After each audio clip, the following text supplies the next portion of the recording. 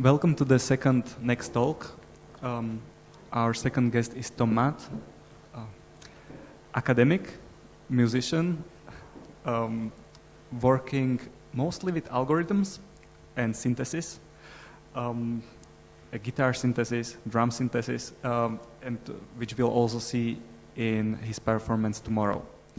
I'll leave Tom to do any more introduction of who you are, but also mainly your work and examples.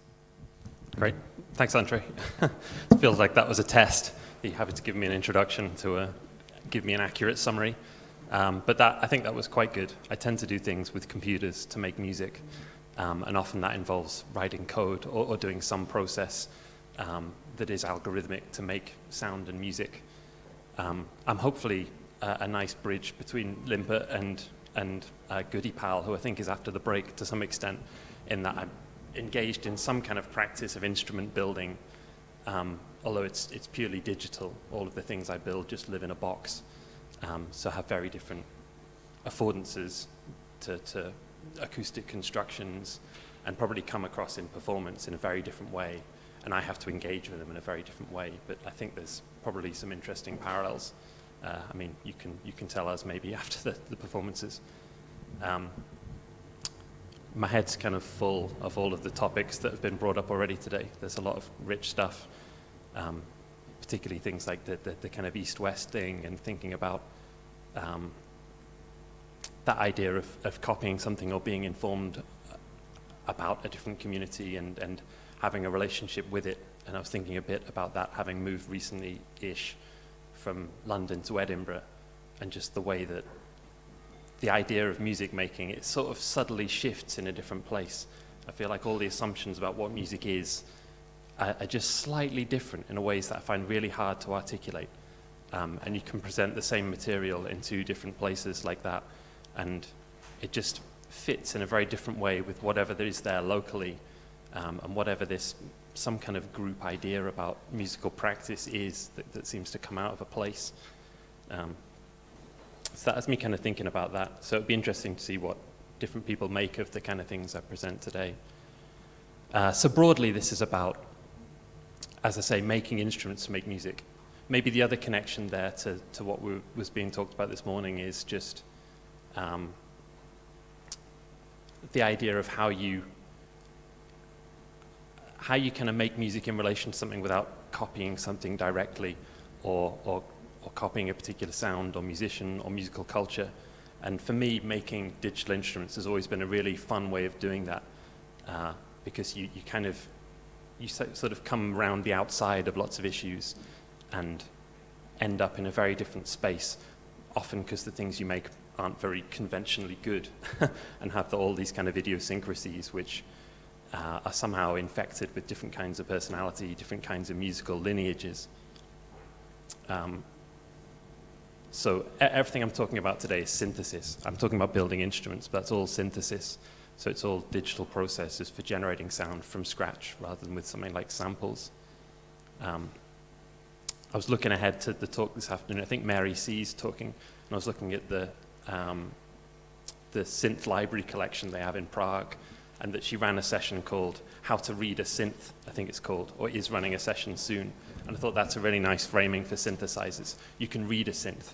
It's a kind of text of some kind. It has its cultural status. It has its kind of cultural life.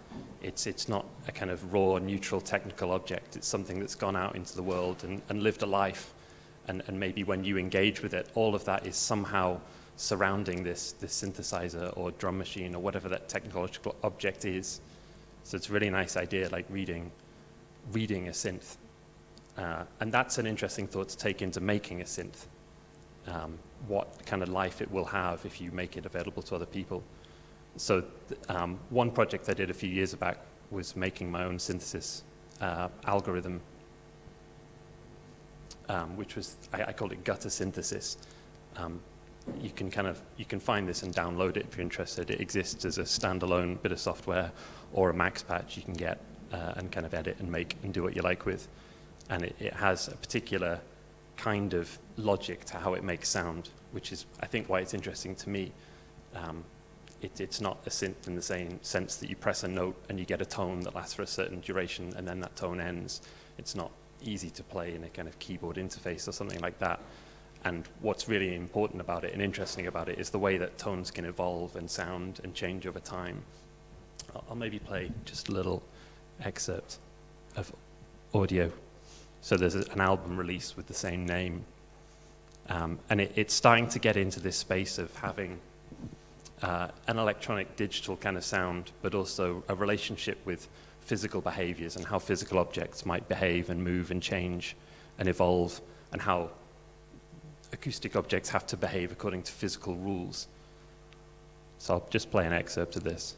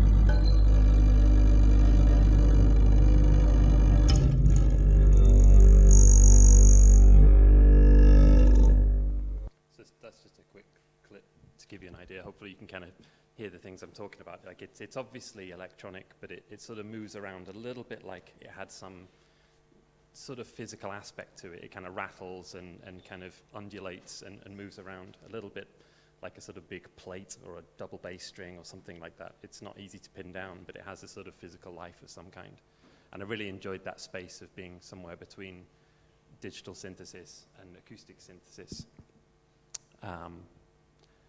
So in 2015, I met Stefan Bilbao, who is a researcher at the University of Edinburgh, which is now where I am, but wasn't where I am at the time, who has had a long project looking at physical modeling, which is a kind of process very much looking at exactly this, creating realistic simulations of acoustic instruments.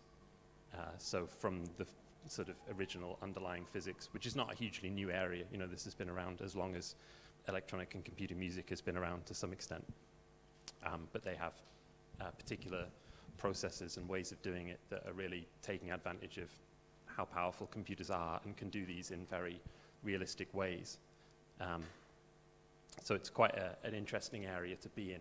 You know, so they had a bunch of projects looking at different instruments, particularly brass, strings, plates, 3D spaces, this kind of thing. But it was the brass instruments that I heard Stefan talk about, and then went up and looked online and downloaded and had a go with. And this is the subject to some extent of the workshop tomorrow for anyone that's coming to that. But again, you end up in this really interesting space, not just because you're between a digital synthesizer and an acoustic instrument, but also because you sort of dive in head first into the culture of those acoustic instruments, whether you like it or not. So in making brass sounds with a computer, even though the process is I write an algorithm, that spits out something, that goes into another algorithm, which then generates this sound. The end result, it doesn't always have the resonances of computer music. It can sound like a brass band. It can kind of tap into very different kinds of musical culture, which I find sort of really sort of rich to work with and also slightly hilarious. I'll play some examples to maybe show you what I mean. So this gives you an idea of what the computer understands a brass instrument as. It's this simulation of a tube, a set of tubes, maybe with kind of points of contact with other tubes and different ways that the pressure can move in those tubes and through the tubes, and how it responds to different physical characteristics. So you have to tell it how much breath pressure there is, how depressed the different valves are, how big the lips are and how much they weigh, what temperature it is, from 20 degrees to 300 degrees or whatever. And it will try and give you a simulation based on the physics of what that should sound like. And again, this is nothing hugely new, and went on to the 70s, 80s, 90s, but often with slightly more limited models because of the computer processing power. And I don't think they really got to a space where you could enjoy that sort of uncanniness with the real thing. So see, it tends to look like this when you work with this. This is the process of playing the trumpet for me. It's long lists of parameters saying the breath pressure is this amount of pascals, then at a later point it's this amount of pascals, and this is the temperature in degrees, this is the lip mass. It's all really, it's non-real time. You put in these parameters, feed it into the system, and a certain amount of time later you get an audio file. It's a really odd process. And I think that juxtaposition with the results is the thing I find a little bit kind of comical. So you do this, you put all your data in, you crunch it all, and finally you get, after using the most sophisticated algorithms for this kind of process based on very contemporary understandings of dynamical systems and how to manifest that digitally, and then it maybe sounds like, what's an example?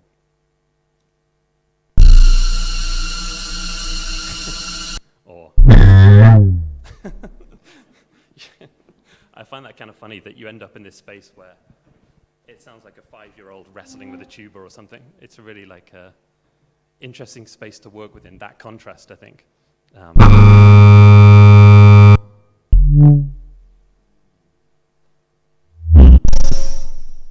And it's incredibly unpredictable as well, because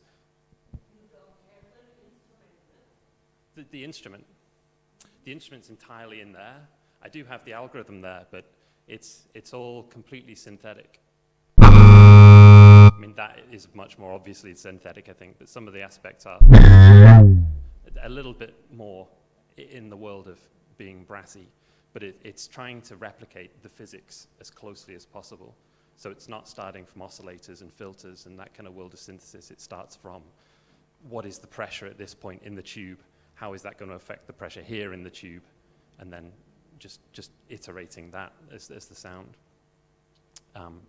So that's the kind of space that I found really fun to play with. I'll play an example piece from, I think I had it up a minute ago, that release was called Brass Cultures. Partly, I thought that was a pun. I'm not sure how much that comes across, but cultures like lab cultures and growing something in a petri dish, but also just inevitably ending up in this world of brass band, which has all these odd resonances of, military is an obvious resonance, but also the mundaneness of like a kid's brass band playing Christmas tunes in a shopping center, or these kinds of worlds of brass. I'll play an example anyway.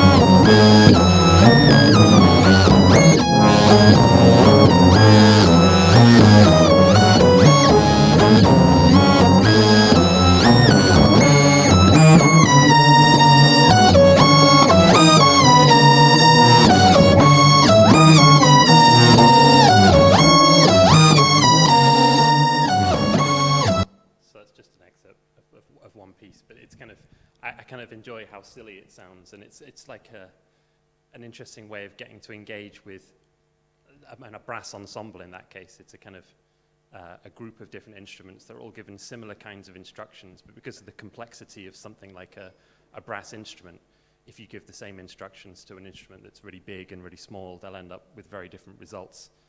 And it has sort of echoes of something like Portsmouth Symphonia, because I just can't play these brass instruments very well, so they come out in all these kind of cracked, off-the-pitch kind of results, which works quite nicely. But it's still somewhat in a world of, you know, the example I played earlier, which is this gutter synthesis, which is maybe in this lineage of chaotic synthesis processes, which has a long history in computer music, trying to engage with chaotic processes to synthesize sounds and behaviors in different ways. The brass stuff is still almost listenable in that kind of context. It sounds like, you know, a lot of people get to similar results with feedback synthesis processes, for example. A more recent project has been looking at this with guitar, which is much harder to hear as a synthesis process, I think.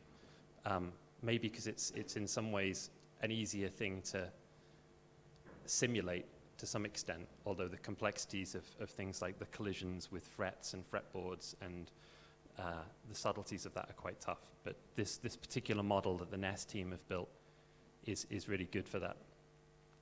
Let me find an example of that.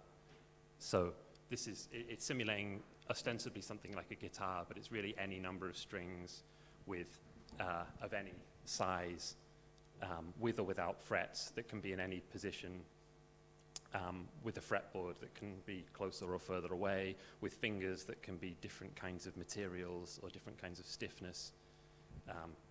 But again, it's a very odd process of playing it. You're saying finger 1 is applying a force of 3 newtons on string 2 at time t equals 0.56. It's this really clunky but creatively engaging way of making music, I find. So you can kind of do interesting things, but I'll play a couple of excerpts that highlight different kinds of things that I've been getting out of this.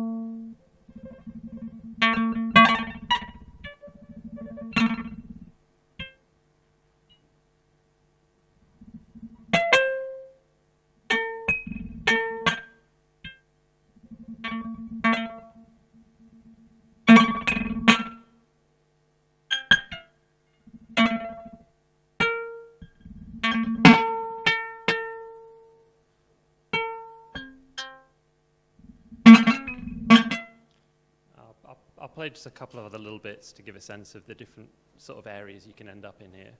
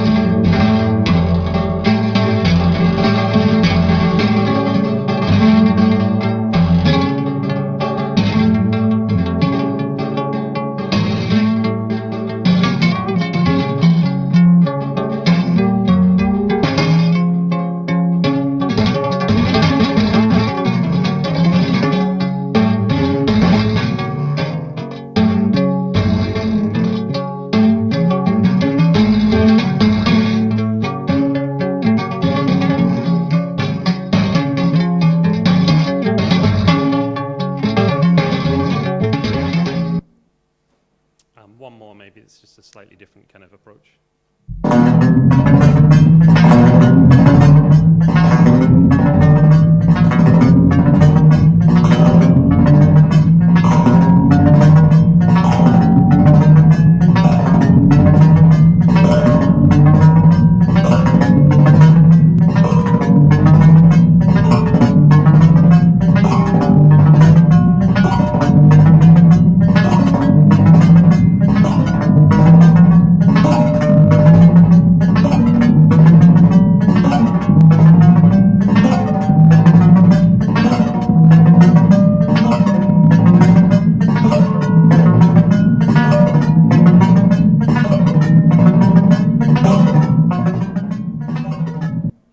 To kind of bring that back to some of the other things I was saying, so that's for me is harder to hear as a synthesis process, and maybe that last one sounds a bit more formal and obviously kind of digitally constructed, but even there I kind of end up having some kind of mental picture of a person and a string and some kind of finger and some physical entities and less of a sort of synthesizer.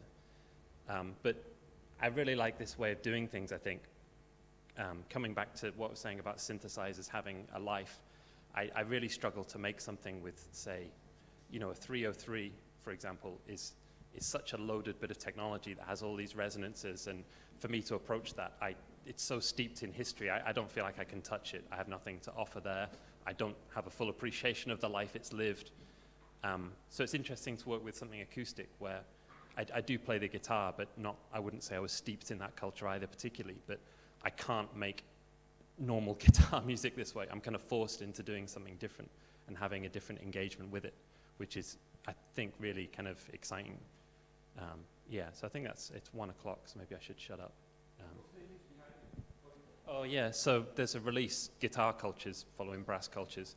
That's not necessarily the final image, so there may be an update to that from the Pax is doing the image, so that's his kind of 3D work to try and have something representative of this semi-digital, semi-acoustic sort of space, I suppose.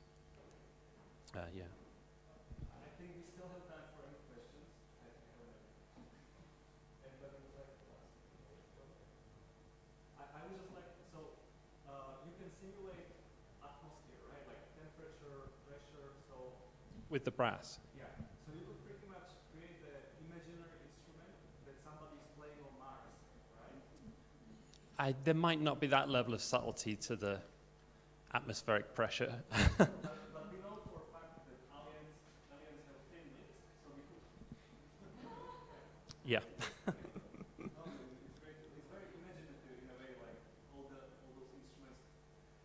You show the sample of one instrument, right? Like, do you have some kind of, like, how do you model those? Can you make it like very different instruments? Not really, to be honest. The whole system is set up with this as its idea of an instrument. It can have any number of sub-tubes, but it is a tube with a length, with some kind of flare at the end if you want, with some kind of mouthpiece of some kind of dimension, and then these tubes of different widths at different points, or that's the kind of framing, yeah.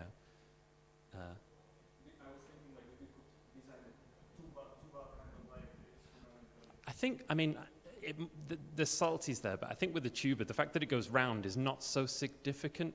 It's wrapped up for convenience more than the sound of curving it. This isn't an area I know that well, but so you can do things like, I mean, a horn is maybe 4 meters long wrapped up, but you could do something like a 100-meter horn. But it's kind of comical to see what your expectations of that are versus the reality sometimes. You set this up, you put all the parameters in, it goes, but sometimes there's some good examples on the NES website, which is the synthesis team, of what these large instruments sound like too. Fascinating, really interesting. How do you play it live then if it requires so much? Yeah, good question. I was trying to make a real-time version of the brass for this, but I didn't get a real-time one up and running in time. So basically, I've just got a huge array of pre-built things that I'll be navigating in different ways live. It's a shame that the team have an associated plug-in company that have been doing real-time versions. There's called Physical Audio.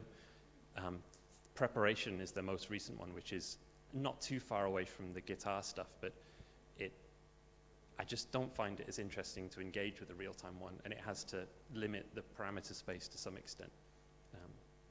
So there was, yeah. What was the decision-making process to model this specific guitar? I mean, that's not my work, essentially. That's the NEST team. And I think it's, to some extent, what expertise came into that team. What is the low-hanging fruit there to take? What is their existing literature on? And what can they do with, I guess, what can they apply their particular method to, which was this particular finite difference method of modeling physics simulations. So I think that was mainly where the decisions are. But there's more than what I've presented. If you look on the website, it is quite broad. Yeah.